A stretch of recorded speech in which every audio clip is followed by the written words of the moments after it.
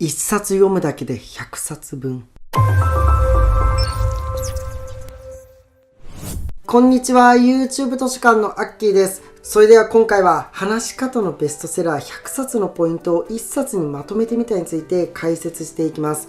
話し方が上手い人にはある特徴があります。好感を持たれるビジネスマンや人気 YouTuber の話し方のテクニックは実はある程度型があります。今回は話し言葉や対面でのコミュニケーションのプロが使っているノウハウを11個解説していきます。話すのが苦手な方、仕事で成功したい方、話す時に緊張する方はぜひ最後までご覧ください。プレゼンや面接でも今すぐ使えるテクニックがたくさんあるため、ぜひ参考にしてみてください。1個目、会話は自分ではなくて相手を中心にする。話が下手な人は自分中心で話をします。一方、話が上手い人は相手を中心にして話をします。相手を中心に会話することは、相手の話をよく聞いて相手が聞きたい話をすることです。話し方のプロは自分ではなくて相手を主役にすることを大切にしています。僕の YouTube 図書館でも自分が話したいことではなくて、チャンネル登録者の人が本当に成長できるためになる話をするようにしています。あなたは誰かと話すときに意識していることってありますか？よかったらコメント欄で教えてくれると嬉しいです。会話には必ず相手が存在します。相手がどう思っているかを考えずに自分の言いたいことだけを話していたら会話は成立しないです。それだったら仕事もプライベートも恋愛もうまくいかないです。独りよがりにならず、相手を中心に今日から会話を進めてください。そして相手の話を否定したり、上から目線でアドバイスしないでください。ただし、一つ注意したいことがあります。それは自分の意見を捨てないことです。相手の意見を受け止めた上で自分の意見を述べてください。そうすることによって不快にならずに伝えることができます。話をよく聞くことはあなたにとってもメリットがあります。それはあなたの知識を深められることです。相手を中心に会話する簡単な方法があります。今日からやってください。それはあなたの話に関心があります。あなたの話を真剣に聞いている、そんな姿勢を示すことです。これはビジネスの現場ですぐに使えます。よくうなずいたり相槌を打つだけです。そして相手の言ったことを繰り返してください。また質問をしてください。このように話を聞けば相手が話しやすい空気になります。2個目、伝わり方を決めるのは伝える順番。話の始めから話の終わりまでの組み立てをしてください。僕の YouTube 図書館でもやっています。最初にこれを話して最後にこれを話すといった会話の順番っていうのはとても大切です。型に当てはめて会話をするメリットっていうのはあります。それはあらかじめ準備しておくと会話の内容に迷わないことです。僕の YouTube 図書館でも台本を書いています。だから何を話すか迷うことは一切ないです。そうすることによって結論が正確に伝わって情報の漏れがなくなります。何を言うかと同じくらいどの順番で話すかも大事にしてください。話す順番を変えると伝わりやすさが変わります。ここでは会話のプロが使っている2つの方法をお伝えします。これをあなたは知るだけで話が確実に上手くなります。まず1つ目は結論を先に述べる方法です。聞き手は話の目的が分かった時点で話を聞いてくれます。つまり話の理解度が深まります。結論を最初に持ってくると聞き手にストレスを与えないです。そしてもう一つの方法が結論を述べた後に結論に至った理由と具体例を述べて最後にももう一回結論を言う方法です。これは話の展開が論理的になるため誰もが納得しやすい話し方になります。3個目、話し方にメリハリをつける。メリハリをつけるとは発声、発音、会話のスピードに変化をつけることです。抑揚のない話し方っていうのは相手の耳に残らないです。また印象も悪くなります。場面に応じて声の出し方を変えてください。すると大事な言葉やフレーズが聞き取りやすくなります。話し方にメリハリをつけるポイントは発声、スピード、間、語尾、この4つです。やり方がわからない人はまずこの4つに変化をつけてみてください。聞き手に意識してほしい部分があったら声を大きくしてください。どの部分を大きく発声するかによって伝わることが変わります。また人前ではゆっくりと話すことも大切です。慣れていない人っていうのは早口になりがちです。早口は落ち着きのないイメージになってしまいます。逆にゆっくりした口調で話すと相手からの信頼を得やすくなります。聞きやすいスピードの目安は1分間に300文字程度と言われています。意識して話してみると相手の反応も変わってきます。そして間を意識することも伝える上では重要です。間を取ると大切なことが強調できたり、記憶に残りやすいメリットがあります。大事な話の前後や理由を説明する前に間を入れてみてください。4個目、褒めは人間関係を良くする。褒めるメリットっていうのはたくさんあります。相手のやる気を引き出すことができます。相手の成長を促すこともできます。また自分の意見も聞いてもらいやすくなります。誰だって褒められて嫌な人はいないです。効果的な褒め方があります。それは何か理由をつけて具体的に褒めることです。すごいとかかっこいいという感想だけではお世辞に聞こえる可能性があります。理由をつけると聞き手は細かいところまで見てくれた喜びを感じます。そのネクタイとシャツのバランスがかっこいいのように具体的に伝えてください。また結果だけでなく今までのプロセスを褒めることも大切です。行動したことを肯定されたと感じます。結果だけ褒め続けると結果を残せることしかやれなくなってしまいます。また一番効果的なのは人前で褒めることです。しかし人によっては注目を嫌がる可能性があります。褒める上であなたに一番意識してほしいことは心の底から褒めることです。自分の本当の感情は思っているようで相手に伝わってしまいます。自分の気持ちを素直に伝える、それを意識して褒めてください。5個目、具体的に話す。実際の内容が分かるように話すことが大切です。説得力が増したり印象に残りやすくなります。まず会話にはできるだけ数字を入れて話してください。相手に数字を入れることで相手に正確に伝わったりリアリティが増すからです。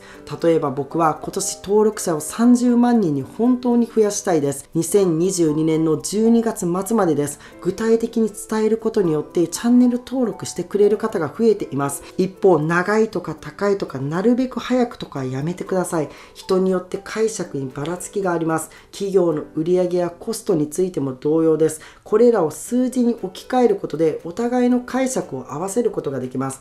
例えば早めに仕上げてくださいではなくて3月15日までに仕上げてくださいと言ってください。 YouTube を伸ばしたいではなくて今年30万に増やしたいと言ってください。また固有名詞を入れるのも効果的です。固有名詞とは人、地名、商品名などのことです。これ、それ、あれなどの言葉は実際にどう伝わるかわからないです。あなたが指したものと別のものを相手が考えている場合もあります。数字や固有名詞を入れて具体的に話すことを意識してください。そして体験談を入れるとより共感を得たり説得力を高めることができます。自分が体験した話、聞いた話、最近のエピソードを入れて話してみてください。6個目、先に謝罪をする。人は誰だって失敗したり間違いを犯したりするものです。失敗しないように行動することは大切です。しかしそれ以上に間違ってしまった後にどう対応するかが重要です。それによって状況っていうのは大きく変わります。理由や言い訳の前にまず謝ってください。人は頭を下げると自分の負けと思いがちです。でも実際は逆です。すぐに謝った方が人間関係は良くなります。大切なのはとにかくすぐに謝ることです。場合によっては電話で済ませるのではなく直接会いに行くことも大切です。しかし一つ注意してほしいことがあります。それは謝りすぎも良くないってことです。相手が忘れようとしているのに謝りすぎてしまうと逆効果です。失敗をした時はまず先に謝る。そして同じ過ちを繰り返さない覚悟を決めて失敗を成功に変えれるようにしてください。7個目、話は短い方がいい。会話のプロの多くが意識していることがあります。それは話す時には短くです。話を簡潔にするためには話全体を短くする。文を短くすることが重要です。どんな言葉だったらコンパクトに早く伝わるのか、それを考えてください。余計な言葉を消してください。聞き手に分かりやすい言葉だけを使ってください。まずは余計な言葉を削ることから始めてください。そして言い切る癖をつけてください。文はできるだけ短くして短い文を重ねてください。なるべく一つ一つの話を言い切るようにしてください。どうしても話がダラダラと長くなってしまう人はきっと原因があります。話のポイントは何なのか、聞き手にどうなってほしいのか、それを整理した上で話すようにしてください。8個目、簡単な言葉と優しい言葉で伝える。小学生が理解できる言葉を使ってください。相手がよくわかる言葉を使ってください。言葉は相手に合わせることが大切です。難しい言葉を使わないでください。テレビ番組の会話の中で何を話しているのか理解できない、そんな経験ってないですか？人によって知っている言葉と知らない言葉っていうのがあります。どうしても専門用語を話したいときは説明を必ず補足してください。聞き手目線に立って話すことが何よりも重要です。9個目、身振り手振りを加える。会話っていうのは声だけでするものではないです。体全体を使ってください。身振り手振りを加えると相手に伝わりやすくなります。会話の内容よりも話し方や動き方の方が印象に残ります。例えばプレゼンでおどおどした態度で話すと印象は残りにくくなってしまいます。特に人前で話すときは体を使って話すことを意識してください。また相手と波長を合わせて会話することが大事です。鏡に映したかのように相手の動作を真似るミラーリングをしてください。真似することで相手と波長を合わせることができます。そしてここで注意しなければいけないことがあります。それは身振り手振りはあくまで自然にやることです。例えばポイントは3つありますと言いたいとき、3つありますのところで指を3本立てて口の前で見せてください。身振り手振りっていうのは自然にやることが大事です。10個目、相手の話を遮らない。会話では途中で遮ったり割り込んだりせずに相手の話を最後まで聞くことが大切です。部下であろうと初対面であろうと対応は同じです。話を最後まで聞いてください。メリットがたくさんあります。会話が盛り上がったり好感を持たれます。考える部下が育ったり安心感を与えられたりもします。もしあなたが質問したくなった場合は相手の話が終わった後3秒ほど時間を置いてからにしてください。そして会話の横取りをしないことも大切です。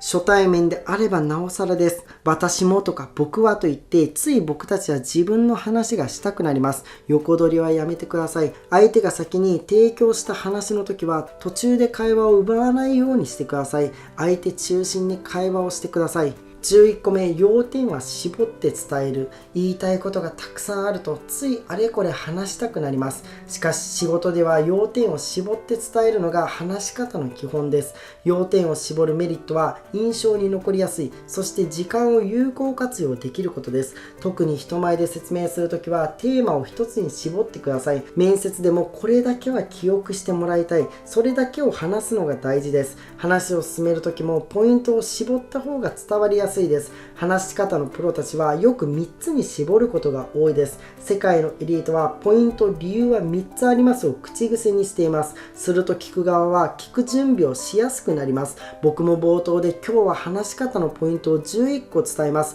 こう伝えています。数を伝えるようにしてください。数を伝えることで聞く側の頭に残りやすくなります。それではまとめいきます。1個目、会話は相手中心にする。相手を中心に会話をするとは、相手の話をよく聞いて、相手が聞きたい話をすることです。相手を中心に会話を進めてください。